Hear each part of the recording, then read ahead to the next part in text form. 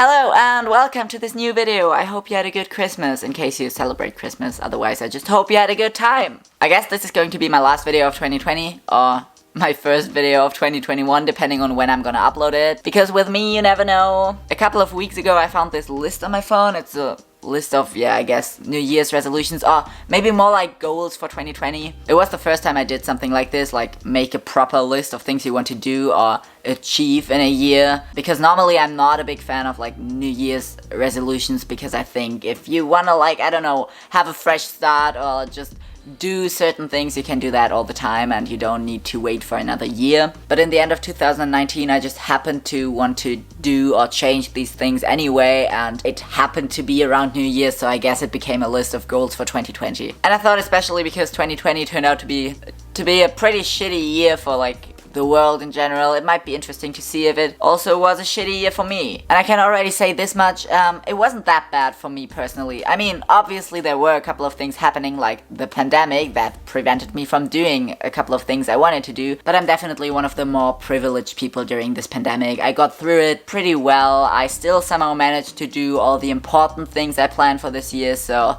I don't want to complain too much. Before I show you this list, I want to give you a quick trigger warning, because some of these points are pretty intense. I'm talking about mental illness, about self-harm, and also suicide. So if you can't deal with these topics right now, you might not want to watch this video. That's totally fine. I hope you're doing better soon, and I'm gonna link some resources in the description. But yeah, I'm just gonna start now. I have to say, I didn't really prepare myself for this video. I still remember a couple of things I wrote down, but not everything, and I didn't look at it before because I thought maybe a spontaneous reaction would be fun. I don't know. Oh my god. The very first point on this list is already survive. That's all it says. I mean, I did that if I managed to not get myself killed within the next 3 days. But yes, I've been struggling with depression and also self-harm for several years now, and there were many moments where I was very close to taking my own life, and that's why simply not killing myself already feels like a big achievement, and I'm proud of that. And even though it's still something I struggle with and I'm not magically healed all of a sudden, I noticed that this year it just didn't define my life as much, and for the first time I had a longer episode where I didn't even consider suicide an option, and that's just a huge progress to the years before. So yeah, well done, Jans, I guess. The next thing is speak up more about things that are bothering me. I mean, I didn't pay that much attention to it, but yeah, I guess I got a little better at that. I mean, still not perfect, but I guess the thought was that I should say when something bothers me so that I don't collect all these things inside of me and then one time they burst out all at once. And I guess that definitely improved, even though I still have to work on, I don't know, my temper. Be more honest in general, also to myself. To be honest, I don't really know what I meant with this, because I mean, I guess I was pretty honest this year. At least I can't think of any major lies. But also, like, it's not like I was lying before all the time. I mean, maybe I was to myself. But, like, I don't know. What was it that bad before? I honestly can't remember. Like, tell me what you mean, past Jans.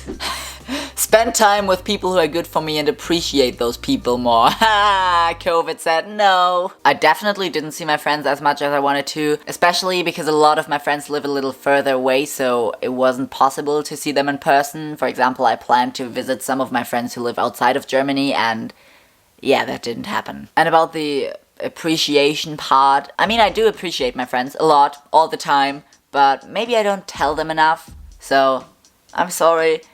To my friends, I love you, I appreciate you, and I miss you, and I can't wait for us to all get vaccinated and then hang out again. Next up is stop cutting myself. And I'm so proud to say that I didn't all year. The last time I did that was last December. So yeah, and honestly that's something I never thought I would be able to do, because for the last 4 years I always cut myself. For a long time I did it like every day, several times a day. Then there were a couple of times in between where I managed to stop, but never for more than like 1 or 2 months. And I always came back to it. I used to think that this was something I could just never stop, and the fact that it's been 1 year now and I noticed how much less I even think about it in my everyday life feels surreal. I mean, I still get triggered a lot, and I'm also aware that it's possible that one day it's just gonna happen again, because that's just how it is. Wap up. But I feel better about it because now I know that I can go for such a long time without hurting myself, and if I ever do it again, I guess I just need to try to remind myself of that. And I'm also less ashamed of it now, so I think if I ever started hurting myself again, I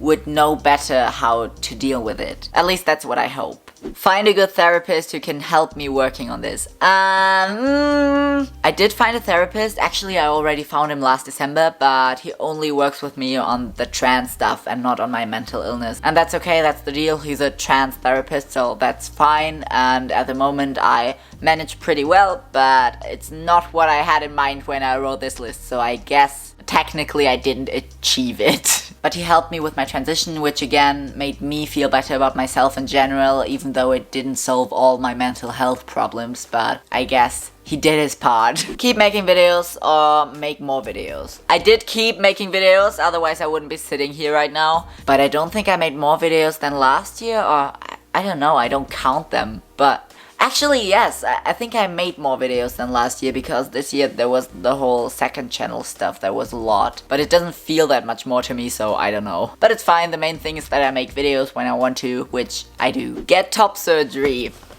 Yes! I remember during the first lockdown in March, I was so scared that I wouldn't be able to get top surgery this year because the hospital I chose had to cancel all of the plannable surgeries, and I was like, okay, so no top surgery for me, I guess, but it worked out and I'm very happy about it. This is the satisfying part of the list, because the next thing is start testosterone, and when I'm filming this, I'm exactly 5 months on T, so done. And I started T so much earlier than I expected, because I thought, okay, maybe in the end of 2020, but then it already happened in July, and I was like, whoa! And I didn't expect that, but my therapist was like, here's your letter thing, you can start testosterone now, and I was like, king shit. Okay, next up is request my name change. And I wrote request because in Germany that's a very long process. I talked about that in other videos. You can watch them. I don't know, I'll link them somewhere. But this process can take up to like 1.5 years or something. And I sent my request in February, I think. So I thought, okay, maybe it's just not gonna get through this year. But it did. It actually already did in, I think, August. I got my new ID in October. But yeah, I'm officially Jans Magnus Nikolaus now. What you gonna do about it, huh? The next thing just made me laugh. Listen, not be too disappointed if not every transition step works out this year.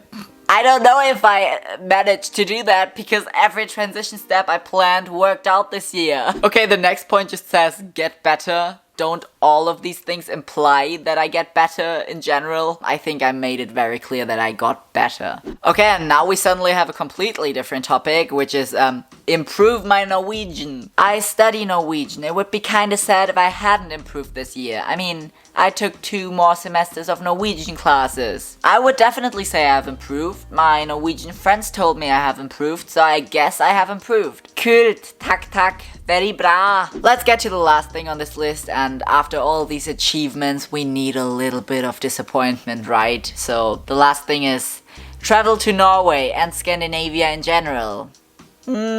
I don't want to talk about it. First, I planned a road trip through Scandinavia with my friends, but then I cancelled that because I had the opportunity to do a 6-week summer course in Oslo, and that got cancelled because of COVID. What my brother and I did though when my parents were on vacation was that we faked a road trip to Norway. So we just texted our parents, can we have the car? And then we posted stories with pictures from Norway and made our parents believe that we just spontaneously drove to Norway. And we took that very seriously, like we drove to a forest to take pictures of us building up a tent and sent them to our parents, and when they came home we like made everything look like no one was home, and we hid the car and we hid ourselves upstairs, and it was very professional. The sad part though is that I filmed my mom's reaction when they came home, and it was a very, very funny reaction, but then I accidentally deleted the video. And I'm still not completely over this. I'm still very, very mad at myself for this, because otherwise I would have made a video about it because it was so funny.